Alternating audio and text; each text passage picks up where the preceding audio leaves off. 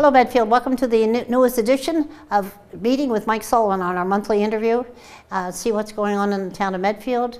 He's got some specific questions to address the what's happening with the veterans agent search and how that is progressing. I've asked him who the previous people in his position were, and I think he's ready to address that. And then he was just telling me about a good book that he's reading with his mention of Medfield in it. Well, okay, let's start with the veterans agent. We are still trying to explore different options. We have looked at getting together with all the towns to form a district, and that hasn't worked out because it seems like every time we go to do something, Dover's in between us and the town that we would like to form a district with, and under the way the law is written, it has to be contiguous, and we're not contiguous with... We are with Dover. No, we're not. Oh, we are with Dover, Yeah, but Dover doesn't want to, Dover doesn't have any cases, so they don't, okay. They don't want to have a... That wouldn't I work think then. they pay someone in another town a token amount of money to cover for them. And see, they're under 12,000, so they don't have to have a full-time. Oh, So we're just over? Same with Millis, same with Norfolk, same with Sherburne probably. Sherburne, yeah, Sherburne is the same.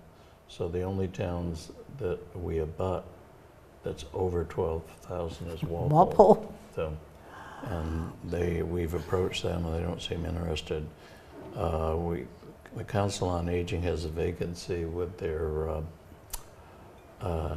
outreach worker or caseworker, and the selectmen met with Roberta and the council at their last meeting to see if they would split that half-time, and they were not at all interested in doing that.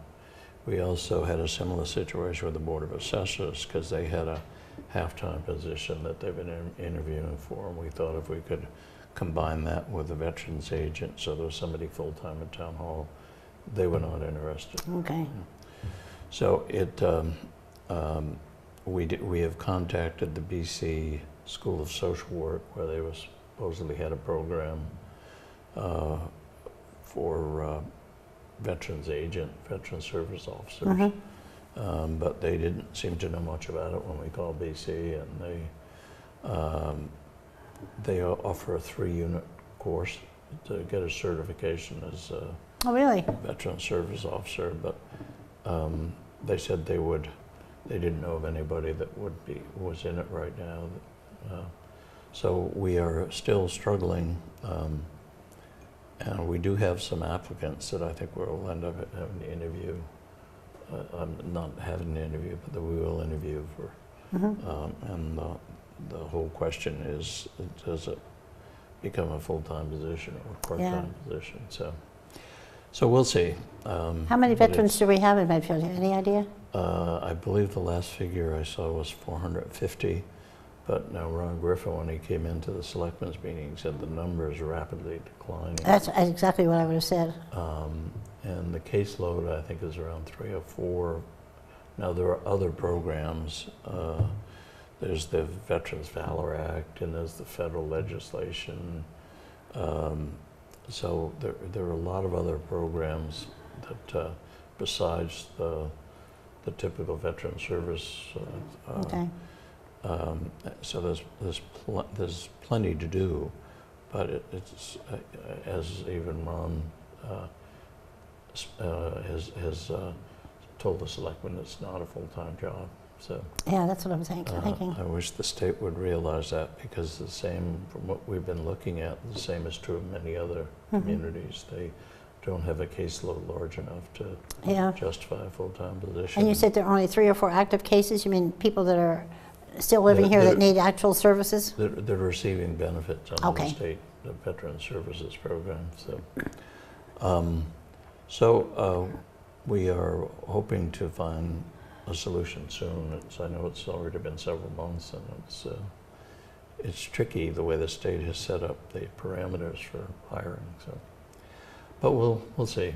Fortunately, Ron Griffin has been very helpful in coming in and helping with the He's a good existing man. cases. He's a Yes, very he good is. man. He is, yes, he certainly is. He's done a great job for the Mm-hmm. veterans in the town.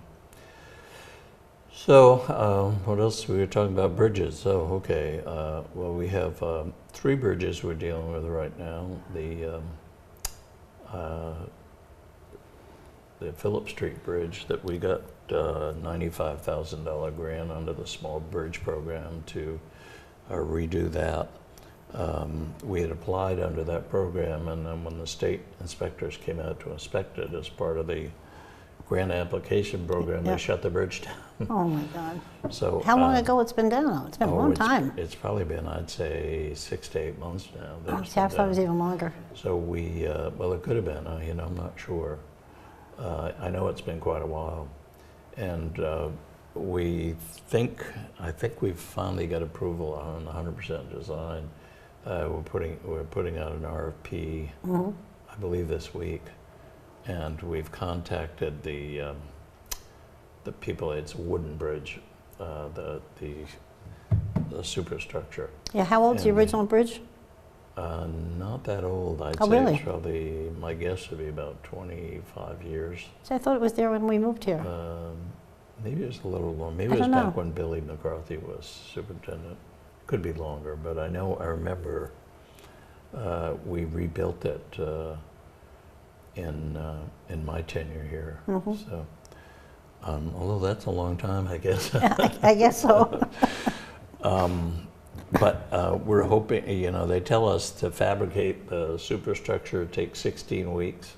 So that, we're hoping that we can speed them up on that. Yeah, I hope so too, for the people that live there. But it's a problem, found the same thing with some of the other programs, some of the energy programs, the street light, purchasing the street lights. If you take state money, you live by their rules, and it stretches out the process quite Yeah. a bit, doing all the rigmarole that you have to go through. But we're also, we were notified by the Mass Department of Transportation that the West Street Dover Road Bridge between Millis and Medfield Mhm. has some deficiencies, and which they want corrected immediately, or they might have to impose lane restrictions or weight God. restrictions. So That's and scary. That is scary. our argument on that has been, this is not a town bridge, or it's not a Millis Bridge, it's not a Medfield Bridge, it's a commuter road. It handles almost 8,000 cars a day. You're kidding me. Yeah, yeah. Wow. So, and if that bridge is shut down, all that traffic most of it will go to 109 and 109. It doesn't really need it, does it? So, I don't understand the state is spending $200 million to build a bridge between Cambridge and Boston, the Mass Avenue Bridge, but they can't spend, a couple of million fixing this bridge Yeah. that handles almost 8,000 cars a day. And the 109 bridge, with all their Tresca trucks going over I it, know. and we've warned the state several years ago that that bridge needed a look-see. They came out and made some very minor repairs to it, but if that bridge ever goes, my God. And I hope they don't try to claim that's our bridge. That handles, I think, Belongs about to Tresca. 17,000, 18,000 cars a day. Where does Tresca go when they go down over there? Everywhere. Everywhere. A lot Okay. of them go, a lot go out to West, through Westwood, down to 128, and then all over Boston. But then when they come and, down the other way from 128, Westwood, where are they heading? back to the plant to pick up more Oh, cement. okay. There's also a lot that seem to go up 27. I suppose they're going up to the Framingham area, or the Mass Pike even. So for some reason they don't seem to like to go through Millis. They want to come through Medfield. But we just had to spend quite a bit of our Chapter 90 money fixing up 109 through the center. Yeah. Yeah. And we shouldn't have to do that. It's a good job, though. It came out great. People and are it very was- complimentary about that. We only had one complaint. So, What and was it the complaint about? About doing the work at night. Oh, but that was the good part about it That was the good part about it, yeah. for a lot of people. I think one complaint is out of 12,000 people is not bad, so. But I hope some of the people that told me how happy they were with it, I hope they told the highway department and the selectmen about it. I hope so too. I hope so yeah. too. Yeah, yeah. There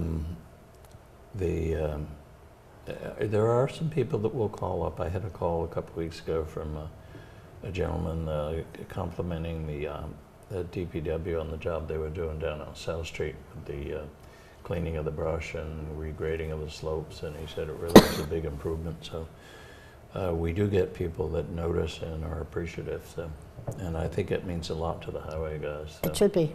It's like the cemetery, you know, the cemetery, we've received a lot of compliments on the cemetery over the last few years. I think it's really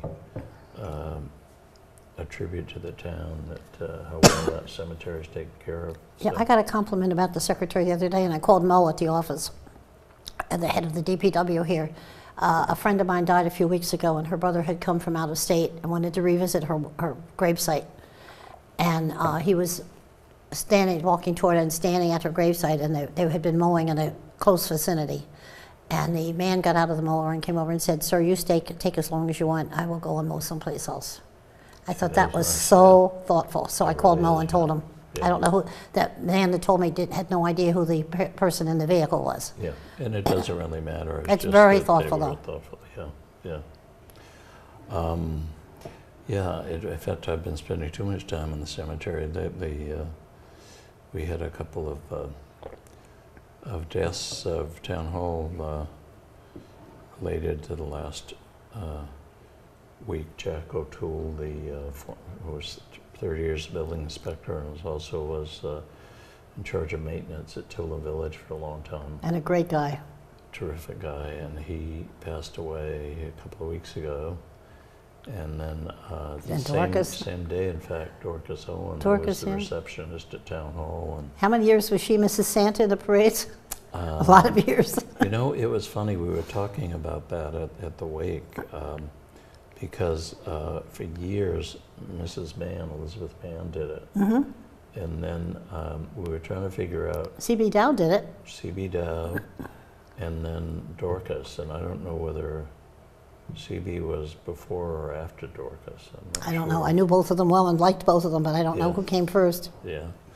But Dorcas was a sweetheart. She was fun. She didn't have a mean bone in her body. And I had a friend who used to call up and, you know, whenever he called the town hall, he'd say, "You know, I don't know who that woman is that answers the phone at town hall, but she is a breath of fresh air. She's the nicest." Yeah, she was. I always look forward to hearing her voice when I call town hall. So, they both had nice tributes at their passing. But as I said, I said to somebody, the trouble now is I know more people in the cemetery than out. I know more than you do, probably, because I'm older, 10 years older than you. So what else? We're talking about the book. And now I don't know whether the book mentions Medfield, but I said I think there was a Medfield connection. There was a new book that came out. They say it's 970 pages. But the title is Grant. The title is Grant. It was written by the author who wrote Hamilton and a couple other books. I think I wrote one about Jackson or Sam Adams or John Quincy Adams or something. But anyhow, I saw him being interviewed, and he said somehow, I don't think they'll be writing a musical about Grant. So, okay. It covers his whole life, his childhood, his time at West Point, his military service in the Mexican-American War. And I remember going to an event at the Dwight Derby House when they had a guy that had been doing research on the Mr. Derby, who was one of the original residents of the house, and who was, some people claim he was the father of American comedy, and that he influenced Mark Twain. But he was also a surveyor who surveyed Sacramento Harbor, the end of Sacramento Harbor. I think it was Sacramento Harbor. It was either Sacramento, no, I guess it was San Diego Harbor. But anyhow, and he was a, how would you call a spy? He was a secret agent? He was behind the lines in the Mexican-American War doing surveying work and surveillance work. Oh, really? And I think Grant was either doing the same thing or was part of the military in that war. So I'm sure they would have known each other at the time. But anyhow, they say it's an interesting retrospective on a president who was often maligned for being corrupt and stupid and drunk. That's what I always think of. And drunk, yes. But they say that he had a lot of, according to the author, he had a lot of good qualities. So. But it's if you can mull through 970 pages, it might be worth reading. So. Well, I can't read anymore, so I listen to it. So, but I'm on the waiting list for it, and I can't wait to get it. Yeah, you'll have to stay awake for a long time. It isn't one of those, like, I remember when the Da Vinci Code came out, everybody was staying up all night. I read that a couple times. I could read when that came out, because my eyes are still good enough. I don't think anybody was staying up all night to finish this book. It's 970 pages. Okay, what else is going on? I wanted to ask you, you were the first town administrator here, but you followed the executive secretary, first executive secretary. Was he the first, I think? Right, when Fred Conley, was he the first? There was a charter change. When? Harry Kelleher was chairman of the selectmen for, I think, 8 of the 9 years he served on the board. Mm-hmm. And while he was on the board, they had first they adopted the executive secretary form of government, which is acceptance of a state statute. I wrote for the newspaper back then. I started running for the paper in '72. Oh, okay. Well, so I went to all those meetings, but I can't remember the dates. But then I think they adopted a charter, town home rule charter, which is a long process. It requires a study committee and a town meeting vote and then an electoral vote. And they kept the executive secretary under that. And then they hired a guy by the name of Fred Conley, who was here, I think, about 4 or 5 years. And he left to go down to New Jersey to become a town administrator down there. And I was hired to take his place. So I was originally hired as the executive secretary, and a few years later they had a charter study committee, which is required, I think, every 5 or 10 years under the charter. The selectmen appoint a charter study committee to review the charter and bylaws and see if there should be any changes. In fact, they just had one a couple of years ago. They came in and they asked me what I thought about changing the title. It's all right. From executive secretary to town administrator, and I said, okay, what you call me, it's what you pay me. But they changed it. I'm sure they all called you a lot of stuff. Yes, and I used to have fun with it, actually, when I was young and single, as opposed to now being old and single. Of course, in those days, I was in my 20s, and I'd hop into Boston a couple of nights a week, and I would meet young ladies, and they would say, oh, what do you do for a living? And I'd say, well, I'm a secretary. And they'd all look at you like, oh, okay, who can we meet next? Must be somebody better in this bar. Yeah. So when they changed it to town administrator, that didn't really have, wasn't as much fun. When you tell them a town administrator, they just immediately yawn and go to sleep. But they interviewed you guys. Excuse me, privately, they asked the newspaper people to leave. No, legally, now you couldn't do that. Probably not. That was probably before they had different the rules. open meeting. They interviewed Fred Conley yeah. privately, too. Yeah, I don't remember. All I remember is when I got here, they had, the men's room was behind the selectman's desk. That's exactly right, yep. And there was a men's room out in the hallway, and that was broken. And it was a 3-hour, it was going to be like a couple of hour interview, so I figured I better take a visit. So I had to sneak in the ladies' room. Now, I can remember when we left, CB and I left, and you held the door open for us. You were coming in to be interviewed, and you held the door open for us when we left. Well, whatever works. I guess I it don't know. worked. Did you? We didn't know anything.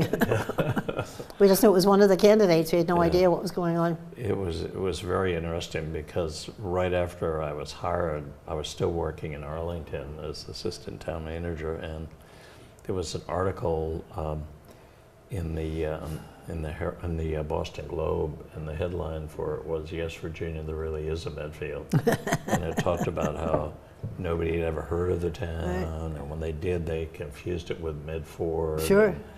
And people in Arlington said, "You're going to that place?" But it turned out to be a good move. It was a good move for us. 42.5 years later, I'm still happy I made the move. So. It was a very good move. But it's seen a lot of changes over the years. What's the biggest change you've noticed in the town? Well, there are a lot. I think we've seen a lot of development, but I think we've been able to protect a lot of open space. So I think that's been very good. And I always say to people, when there's a piece of land sold off or something, I say, well, don't look at the failures, look at your successes, look at all the pieces where we were able to protect. And but I think some of the changes are in the downtown. I remember when I came to downtown, everybody said the common complaint was there's too many pizza parlors and gas stations. And then about a decade later, the complaint was there's too many banks and real estate offices. And then, of course, the kids used to refer to the town as Deadfield. I know. Because they claimed there was nothing to do here. Now, the last few years, I'd say the last 4 or 5 years, the downtown's really picked up.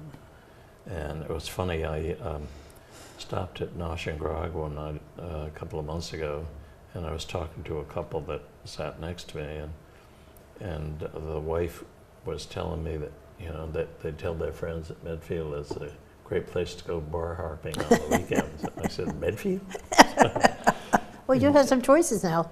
Well, there is. There's 4 or 5 places where you can go and get a meal and a drink, and there's people. A lot of people come from other towns. It's surprising on a weekend. You go to Takara, and that parking lot up on Green and North Street is packed, and of course in the downtown between Avenue and Nosh and Grog, that's packed. Because when we first moved here, we liked to go out for dinner on Friday nights with friends, and we almost always would go down into Franklin with no destination. We have 6 of us in the car, and we'd choose a place when we got in the car, and because there were so many in Franklin, we figured we couldn't go wrong. Well, there was one in Medway, that right out on 109. But we went to Franklin. Yeah. But now, and of course, if you don't get there by about 6 o'clock on a Friday or Saturday night, you can't get into Basil's, or you have a 45-minute wait. So. And my favorite restaurant in Franklin, Wellick's, is gone. Used to get fisherman's platters. I swear they were this big. I'm probably remembering differently, but I remember them as being enormous. Was that Pipel's or? It was right on 140. Yeah. I forgot what it became when Wellick's closed. Yeah, there were a couple there, I remember. But now we don't have to go that far, so it's nice to be able to have a 2-minute ride home. Are there any negative things you've seen changed? Things you wish hadn't changed? Well, I don't know.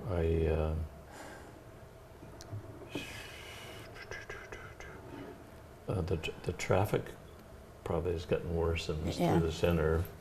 I don't really think there's a lot of things I would say are negative. There's some things that you get annoyed at, but I wouldn't say they're negative factors. They're just good. Maybe inconveniences. So I think there are some things I think we made the right decisions on, like building a transfer station. That seems to have worked out very well and accommodated a lot of other items like the swap area and the brush pile and the leaf pile, which and people seem to like. Schools have always been even people think that the good schools are a brand new feature, but I think they've had good schools ever since I came here. I think if if you look back and talk to some of the graduates that graduated 40, 50 years ago, they had good teachers back then, and it was, I think part of it is the teachers care, the parents are involved. That's a big part of it, I think. Yes, yeah, and I think the kids feel safe. You know, there are some things, I think sometimes lately there seems to be a lot of pressure on kids to succeed, I guess. In everything, sports and everything else? Sports in everything, sports and careers and, you know. And classes, I'm sure. Classes and plays and. Yeah, that's true too, yeah. Music, Band. Band, all those things are, and I think maybe sometimes the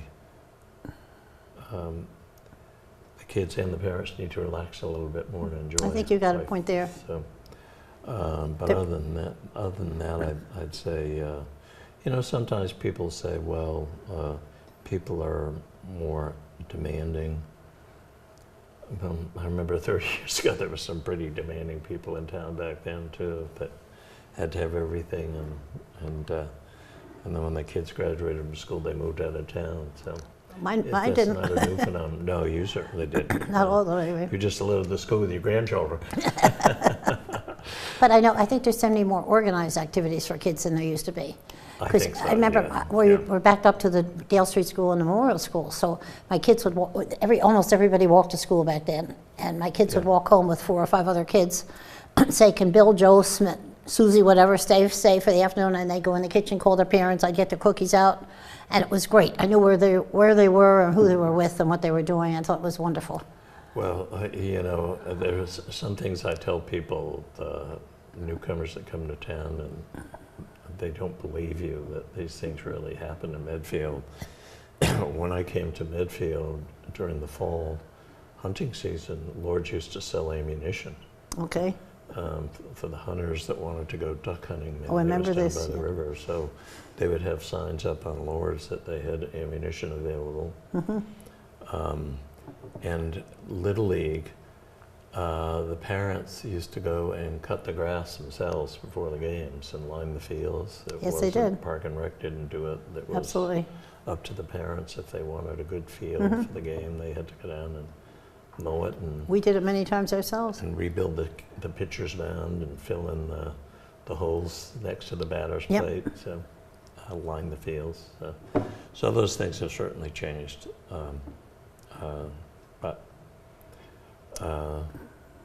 And I'm sure they'll change as much over the next 50 years too. But not I won't that be I'll here. care. Maybe my great-grandchildren will be here. I have 2 great-grandchildren already, so maybe they'll be here. Oh, yes, yeah. You can look around. Your family, like a lot of others, is certainly scattered a bit. So Well, you're somewhat, lucky, yeah. Not too much, but half and half. more You than got I about half here and wish half. they were closer. Yeah. Do you see any bad future? Do you have anything for the town to be worried about in the future? Yeah, What? I think I'm a little concerned about what's going on in Boston, all this development. You know, it seems to me, I often say to people, when I go into Boston, I feel like some people are trying to turn it into another New York City. You know, high rises everywhere, you know, build. And part of the charm of Boston is it's a walkable city. It has a core spine that is sort of relatable. I mean, it isn't like New York City Of where course, you get on and the street and the they've streets got are too narrow. 50-story buildings. It's got the charm of the old brick buildings and you know, the steep stairs going into buildings. And I think if you tear all those things down and stick up high-rises everywhere, it'll be just another New York City with a lot less to offer than New York City because it doesn't have the land area or the size. But what I'm afraid of is in the process of doing that, they're going to push everything out to the suburbs. That's what I was wondering, yeah. And the suburbs will become, you know, could potentially become the slums.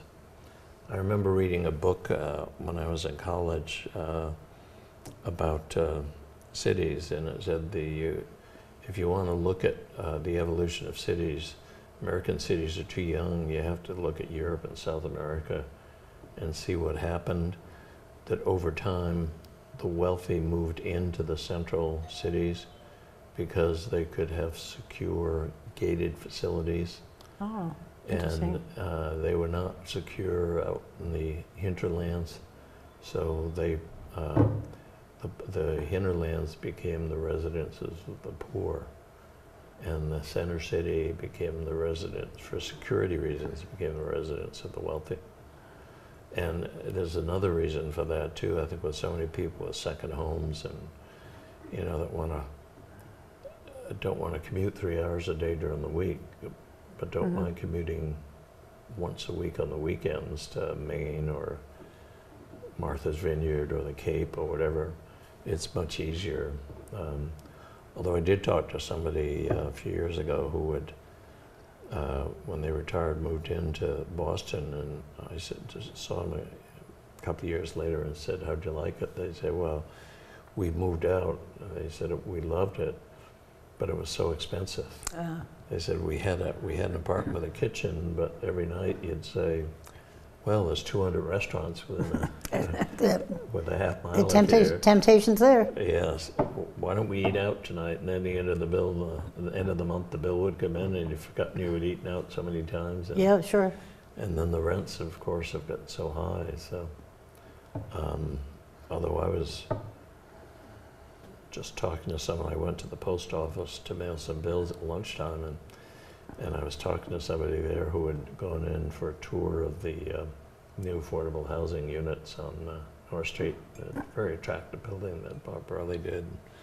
So I asked, of the 8 units, 2 are affordable and 6 are market rate.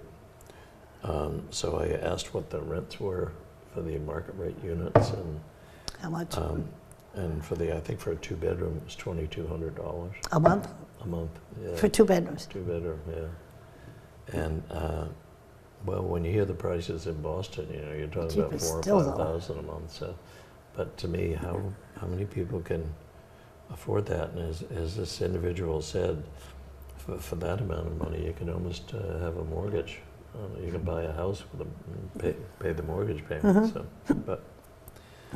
but I think we've been lucky in that the town, by and large, has had pretty good developers. They've listened to the town. If you look at a lot of the condo developments in the town, they have been sensitive to preserving old houses, to do pretty decent landscaping, and to put the parking sort of out of sight, out of mind. And then the town, I think, has been very good about having good architecture as public buildings. I think if you look at the town hall, the library, the new public safety building, even the town garage is fairly attractive building for what it is. And the schools renovations have been attractive. So I think it speaks well that the town is willing to invest money in attractive buildings that will last. So the only fear you really have is the possibility, perhaps in the distant future, of the town becoming too dense? Yeah, or that we're going to be pressured into things by the state and federal government, and into things that will change the character of the town. And people like it because it's a small town where you can. I love the idea of the small town. Yeah, and if the population pressures of Boston become too great, then they will say, okay, you've got to handle some of the growth. I mean, look at this Amazon headquarters, our second headquarters. Yep. They're talking about 50,000 employees. Now, it took about, say, an average family size of even 4 people. You're talking about 12,500 housing Right there, units. yep. Boston isn't that big a city, land area. And the rents are already skyrocketing. Where are people going to live? That's a thought out this way, gotta be, yeah, you're right. Yeah, so I think every once in a while we need to pause and rethink where we're going, and do we really want to become part of the Bosch Wash corridor. Yeah. You know, that whole megalopolis that they're talking about going from Boston to Washington. Or how much of it do we want to become? Do we want to become just another smaller version of a New York City? Or do we want to retain some of the character of the area that makes it an attractive place to live? So. Yeah. So we'll see. Well, let's hope we escape. I hope we do. Yeah. Well, probably you and I won't care, but. No, I like this town, and I want it to stay a small town if I can. I really do. Yeah, you know, that's the nice thing about being in a job as long as I've been in this job is you get to see the impact of some of the things that you worked on, and it's nice to walk around the town and say, you know, I remember when the town purchased that piece of land, or the town built that building, and it's nice, and that's why I think a lot of people volunteer to serve on town committees. Besides getting to meet people, especially when you've moved here from another part of the country, it's a good way to meet people, but it's also a way to feel that you're part of the community and you contributed to the community. So. Just going to, my grandson plays soccer in the varsity, so I go to as many of the games as I can, and including Dover Sherburne's coming up. But I remember when we moved here, the football team played on the field between Dale Street and Memorial School. Yeah. That was the football field, temporarily, but that was it for a long time. It was great. Yeah. I mean, I liked hearing I could walk through the backyard and be at the game. Yeah, that certainly was. But then you go to games at the new field, and it's lit, and it's beautifully cared for, and there are bleachers there, and it's really nice. Yes. Really nice. And the kids don't have to cut the grass because there ain't no grass. There ain't no grass. Maybe there are some things that we could learn from the old ways, the way things used to be done, and you know, have the kids. Although the kids in Medfield are pretty good, you know, between the scouts and the teams, they do a lot of community service, part of student council, and but I think it's good for kids to feel that they have to give them a sense that they have an obligation to the community as well. It's not just take, it's give back. Yeah. And I think the schools have been pretty good about doing that, instilling that sense in the kids that it's not all about me, it's about us. So. I hope they'll always have those good feelings about Medfield. Yeah. I think my kids will. Well, it's hard to say, you know, 100 years is a long time, and 100 years ago, when you read some of Richard DeSorga's articles about the history of the town and how they closed the high school down, and because there weren't enough kids going to it, and they sent the kids out of town. Sure. Things have changed a lot more than we realize, and they'll probably change as much all over again. I mean, if you read some of these articles today, they're talking about implanting chips in kids' heads for language chips and science chips, and maybe we won't need schools anymore. You just put chips in the head. So they'll automatically be Albert Einsteins and maybe Stephen Hawking's or whatnot, famous poets, and but right now you don't see any threatening issue coming to the fore of the town this year, right now. Well, I mean, the whole affordable housing issue is a That's threat, a big one, because it pits areas of the town against areas of the town. It certainly does. And I think people don't seem to understand that this is a state law. They somehow think the town could just say no, and it will stop. And, you know, first of all, it was a ballot question that they had an opportunity to vote on, and probably most of them never voted on it because they never knew it was on the ballot. And it was a chance to rescind that law, and it failed by 58 to 42%, I think. So, but it was probably only about 20–30% of the people that voted on it. Probably. So, by the way, we do have a new state senator as a result of the election last week. Mr. Feeney? Mr. Feeney, and not our Ken Feeney, the former public works director. Senator Feeney is, I believe, a resident of Walpole, and he's was in a three-way race with an independent, Republican, and Democrat, and he won by about 500 votes, I think. So we'll see. I haven't met him yet. I don't know. I haven't met him either. What he's like. I assume he'll be out to visit the selectmen fairly soon. But, That'd be good. Yeah. And he will be, I guess he will finish Senator Timothy's term, which is a 2-year term, so he'll probably be running Coming back, yeah. again for next year. I got a lot of calls this year for that election. I'm an independent, so both sides were calling me. Oh, right. And they probably go through, and as a frequent vote, I'm a very frequent voter, so that would be part of it too, be on the Yeah. voting list. Yeah, yeah.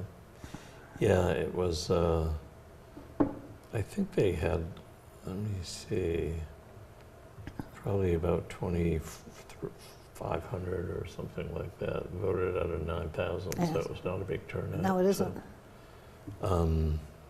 And, you know, those are the people that make a lot of these laws that impact the town. And, you know, yet when something goes wrong, people go to the selectmen or to the planning board or the school committee and holler at them. Sure, it's their fault. When they are really the ones that have to sit and be hollered at. They're Yeah. not the ones that did it. They They may have to not deal even with it, agree though. with it, but They have to deal live with it. So, and the people that could have an impact, most people don't even know who they are. Yeah. If you ask the average person who their legislators are, probably most people don't know. I bet most people don't know who the selectmen are. No. And most people say, well, I don't care as long as everything's going okay. What do I need to know for? I'm too busy. So, and they're probably right until something doesn't go right. Yeah. And then all of a sudden they expect things to change because they don't like it. But by then, oftentimes it's too late. Absolutely. So, Do you have anything else you want to add today? oh, probably I've been talking enough. Anything new with your end? I will say we did have Jerry McCarthy, who's the new facilities manager, came into the selectmen's meeting with his 20-year capital plan, and of course it's very preliminary and it's very detailed. He did a great job on it. And, of course, the rumors around that it's $42 million or something like that, but it's a lot of the work can be done within operating budgets. A lot of the work can be spread out over 20 years. That's so good. it's not. That's good. It's not like you got to vote $40 million next year. And a lot of these things, by keeping up with them, you can save a lot of money, because if things are allowed to go too far without proper maintenance, you can, it'll cost you a lot more to tear the building down and rebuild it. So I think he did a terrific job. We're also, Mo Goulet, the new public works director, is going to be coming up with a pavement maintenance program with sidewalks and street. He's going to maintenance come in do for an the same interview. thing. He's going to, when he feels more comfortable, he said he wants to make sure he's in the job long enough Oh, to good, be able to yeah. answer questions. Yeah, But he I said think- then he'd like to come I in. think both of those would be very good I do interviews too. for it, because people would appreciate hearing them. Park and Rec did come in a few weeks ago with a proposal for a building up on the by the State Hospital, by the Sledding Hill. The cost range anywhere, I think, from about $8 million to about $20 million, depending on what was included. That again is very preliminary, Yeah.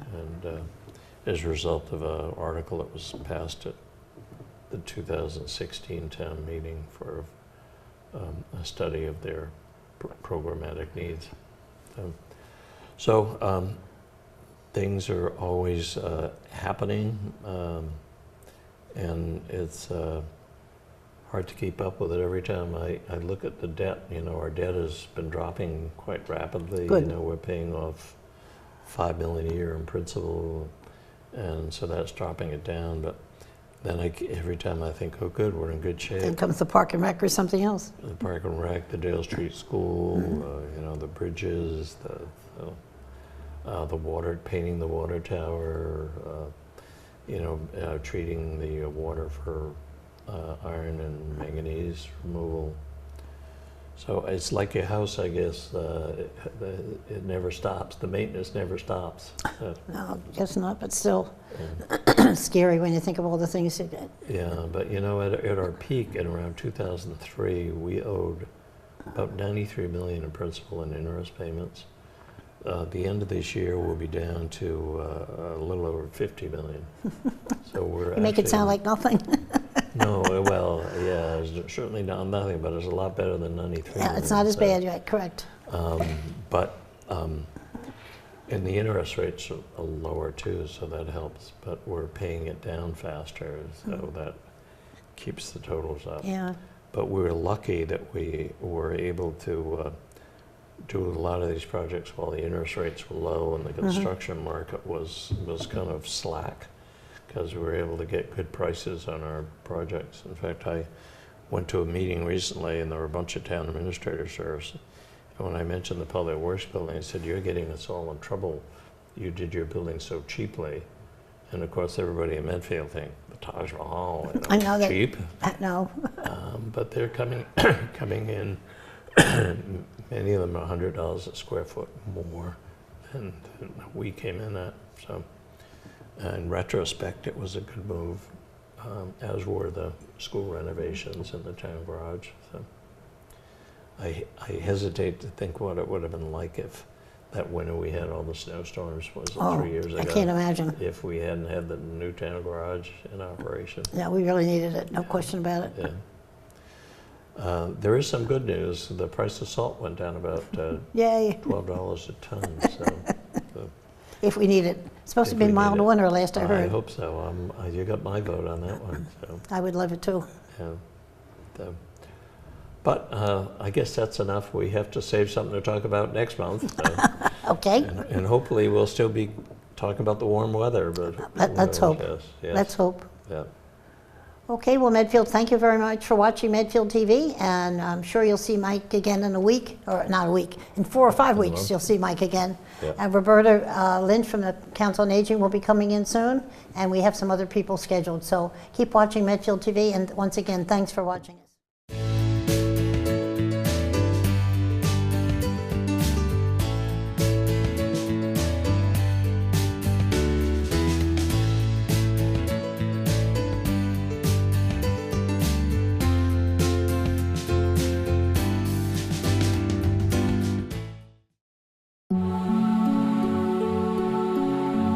You're watching Medfield TV, community show.